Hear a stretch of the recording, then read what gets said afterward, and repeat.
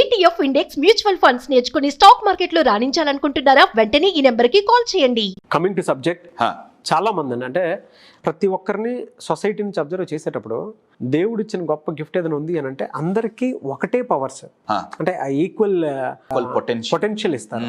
కానీ యూజ్ చేసి సక్సెస్ అయ్యే దాంట్లో కనుక మనం చూస్తే లిమిటెడ్ వెర్షన్సే చూస్తాం. మనం వెళ్ళలు లెక్క పెట్టుకోవచ్చు, వీళ్ళు మాత్రమే సక్సెస్ పొజిషన్లో ఉన్నారు అని. పొటెన్షియల్స్ అందరికీ ఒకేలా ఇచ్చినా కూడా కొంతమందికి సక్సెస్ కానివ్వండి, గ్రోత్ కానివ్వండి, లిమిటెడ్ వెర్షన్లోనే ఉంటుంది. దానికి ఎందుకు అంత అంటే ఆ విధంగా ఉండటానికి రీజన్స్ ఏముంటాయి? స్వతహాగా మనం డెవలప్ చేసుకోవాల్సినవి ఏముంటాయి? ఎలా వాటిని మనం ఓవర్కమ్ చేయాల్సినటువంటి అవసరం ఉందంటారు? వండర్ఫుల్. అందరూ గ్రో ఎందుకు కాలేకపోతున్నారు, సక్సెస్ ఎందుకు కాలేకపోతున్నారు మీరు అన్నట్టు. మీరు అన్న దాంట్లో ఆ పాయింట్, అందరికీ సేమ్ పొటెన్షియల్స్ ఉన్నా, సేమ్ శక్తి సామర్థ్యాలు ఉన్నా కానీ గ్రోత్ దగ్గర సక్సెస్ దగ్గర వచ్చేటప్పటికి చాలా వేరియేషన్ ఉంది. దీనికి కారణం సరైన బ్యాక్గ్రౌండ్ లేకపోవటం. Okay, background in the sense చెప్తా. అవకాశాలు లేకపోవటం, సొసైటీ సపోర్ట్ చేయకపోవటం, మంచి క్వాలిఫికేషన్ లేకపోవటం, బ్యాక్గ్రౌండ్ అంటే డబ్బు లేకపోవటం. కొత్తగా ఉంది కదా నా నోట్లో నుంచి. ఇది వింటుంటే చాలా కరెక్టే అనిపిస్తుంది కదా, కానీ దీనంత అబద్ధం ఇంకొకటి లేదు. వీడేంటి ఏదో మాట్లాడుతున్నాడు అనుకున్నా. వింటానికి చాలా బాగుంటుంది, చాలా మంది చెప్పే రీజన్ ఇదే కదండి. అయితే ఒరిజినల్ మెయిన్ రీజన్స్ ఏంటి మీరు అడిగినట్టు, అవి కూడా చాలా ఉన్నాయండి. దాంట్లో అన్నిటికంటే అతి ముఖ్యమైన రీజన్ మన ప్రత్యేకతను మనం గుర్తించకపోవటం. యూనిక్నెస్ అని ఇంగ్లీష్లో పదం వాడతాం కదా. చాలా మంది అంటుంటారు కదా, you are unique, be unique, right? ప్రతి ఒక్కళ్ళకి ఒక ప్రత్యేకత ఉంది. అది గనక మనం గుర్తించగలిగామా, దెన్ దానికి తగ్గట్టు స్కిల్స్ డెవలప్ చేసుకుంటాం, ఇంకేదో ఆ వాల్యూ ఎడిషన్ అనేది జరుగుతుంది, గ్రోత్ అండ్ సక్సెస్ వస్తుంది. అన్నిటికంటే బిగ్గెస్ట్ ఛాలెంజ్ ఏంటంటే మన ప్రత్యేకత మనకు తెలుసా? I will give you an example అండి. ఈ యూనిక్నెస్ అనేది ఎంత పవర్ఫుల్లో, మనం ప్రతి ఒక్కళ్ళం ఒక రీజన్ కోసం పుట్టాం. ఇది ఎంత పవర్ఫుల్లో నేను ఒక ఎగ్జాంపుల్ చెప్తా అండి. షూర్. హమ్మింగ్ బర్డ్ అంటే చిన్న పక్షి అండి. కొన్ని వేల లక్షల పక్షుల జాతులు ఉన్నాయి, స్పీసీస్ ఉన్నాయి.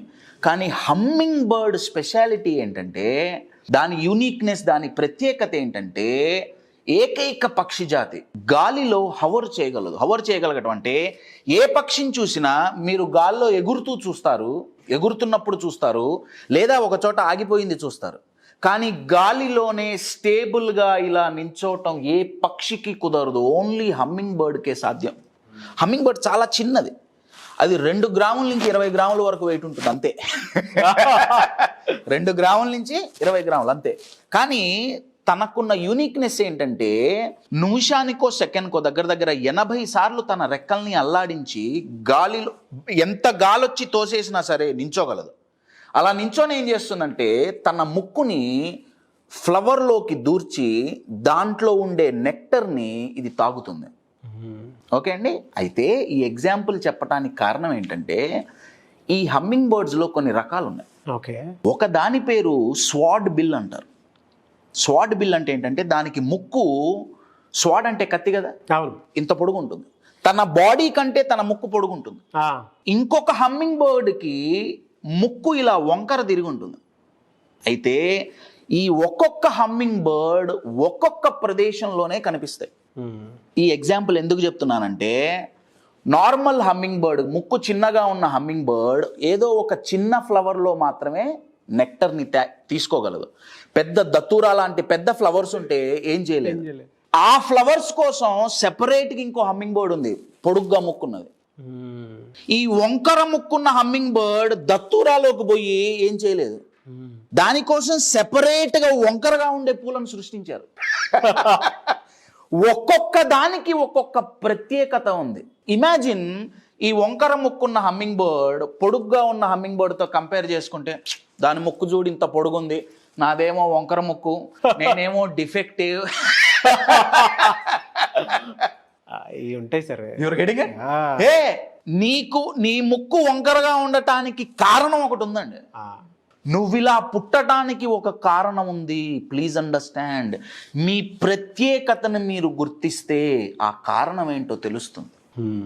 హమ్మింగ్ బర్డ్స్ ఒకదాంతో ఒకటి కంపేర్ చేసుకుంటే ఇదొక బాధ. ఇంకొంచెం నెక్స్ట్ లెవెల్కి పోదాం.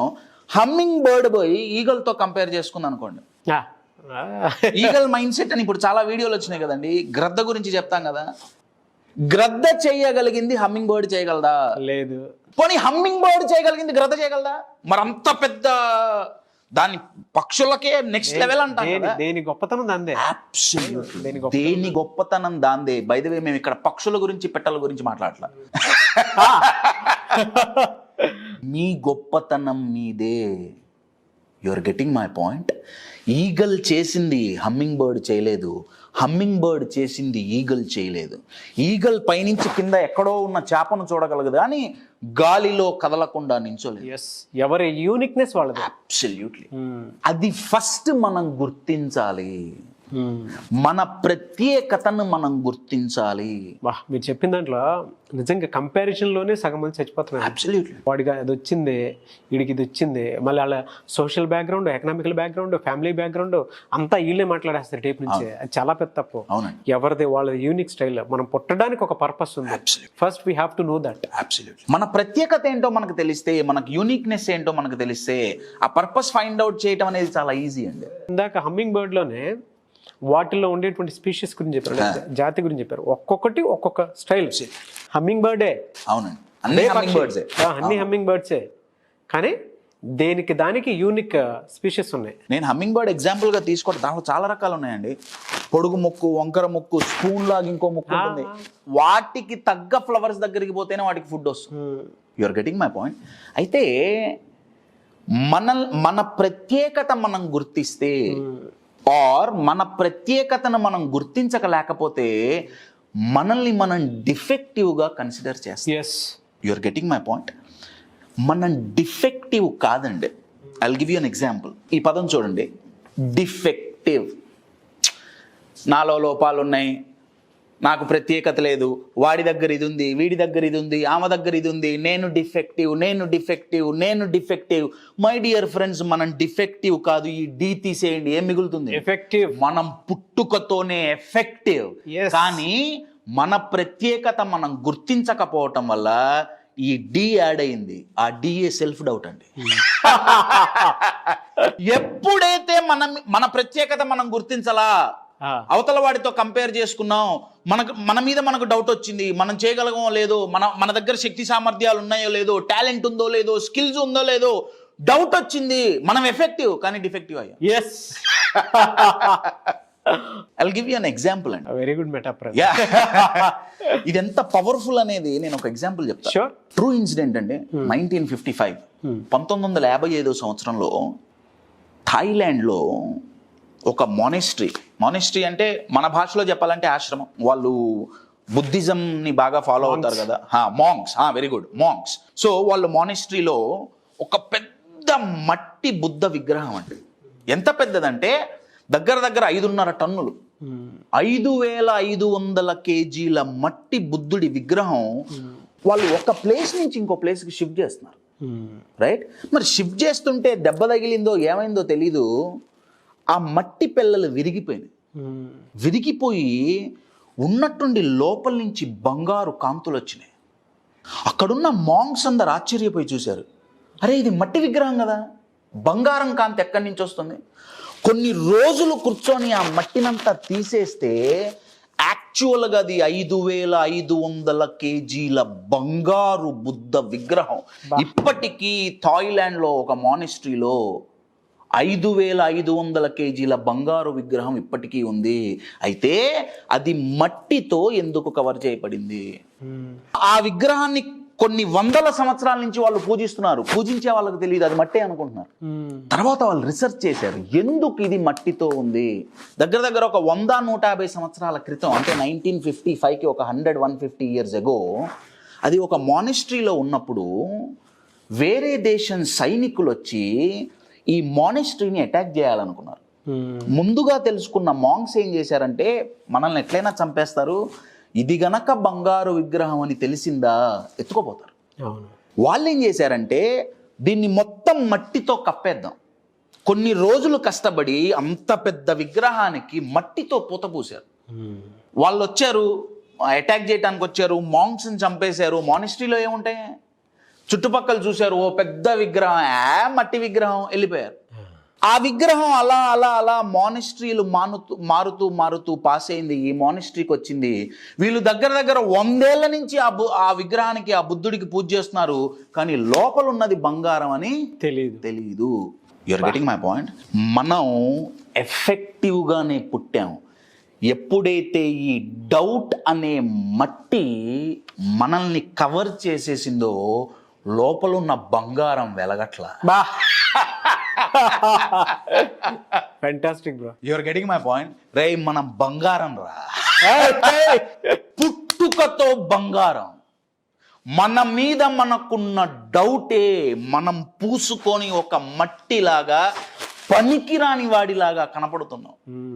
రోజు సొసైటీ చిన్నప్పటి నుంచి సొసైటీ చెప్పిన మాట, రే నీ వల్ల కాదు, నీకు చేత కాదు, నీ వల్ల కాదు, నువ్వు దరిద్రుడివి, నువ్వు వేస్ట్, వాణ్ణి చూడు, వీణ్ణి చూడు, నువ్వు ఏం చెయ్యలేవు, నువ్వు దేనికి పనికిరావు, నువ్వు డిఫెక్టివ్ డిఫెక్టివ్ డిఫెక్టివ్ అని మన లోపలున్న బంగారం పైన ఒక మట్టి పూత పూసారండి. ఇప్పుడు మనకు మనం పూసుకుంటున్నాం కంపారిజన్తో.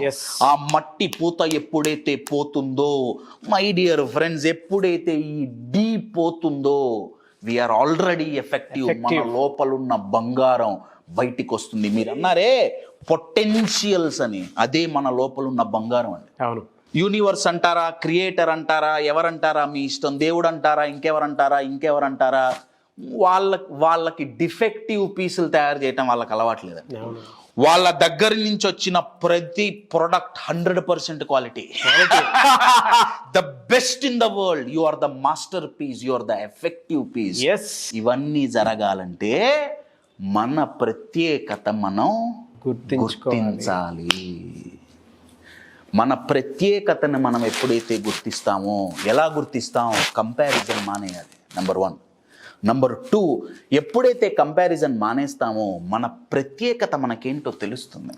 ఎప్పుడైతే తెలుస్తుందో దానికి తగ్గట్టు స్కిల్స్ నేర్చుకుంటాం, దానికి తగ్గట్టు tools and techniques, very good, tools and techniques మనం క్రియేట్ చేసుకుంటాం. Then we can present our self and become successful. కానీ ఫస్ట్ ప్రత్యేకత కావాలంటే మీకు ప్రాముఖ్యత, అందరికీ ప్రాముఖ్యత కావాలి కదండి, నేమ్ అండ్ ఫేమ్ కావాలి కదా. అవును, రైట్, అవసరమే కదా. సక్సెస్, ప్రాముఖ్యత కావాలంటే మీకు ప్రాముఖ్యత, మీరు గుర్తించాలి మీ ప్రత్యేకత. ఎప్పుడైతే ప్రత్యేకతను గుర్తిస్తామో ప్రాముఖ్యత వస్తుంది. సో కావాలంటే మీకు ప్రాముఖ్యత, మీరు గుర్తించాలి మీ ప్రత్యేకత. పెంపొందించుకోండి సరికొత్త వైవిధ్యత అంటే వెరైటీ. మనల్ని మనం వెరైటీగా ప్రజెంట్ చేసుకోవాలి. పెంపొందించుకోండి సరికొత్త వైవిధ్యత, నిరూపించుకోండి మీ నైపుణ్యత.